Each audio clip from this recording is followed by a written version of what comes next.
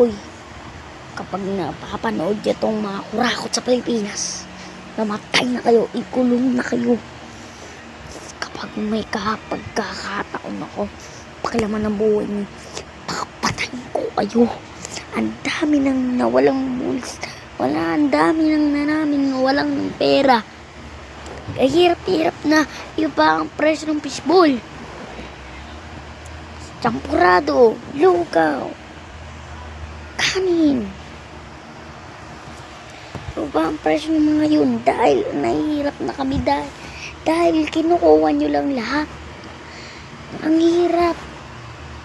Ang sarap nyo patayin, sakalin, parilin, ilibin ng buhay para hindi na makahinga.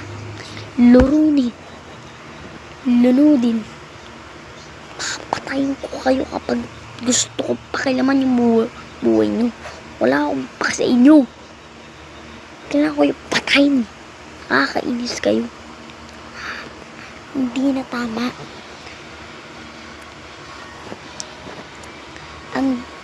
Ang dami nang nabulsan nyo.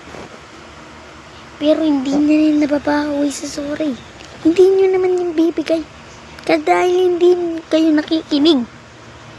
Nakakainis kayo.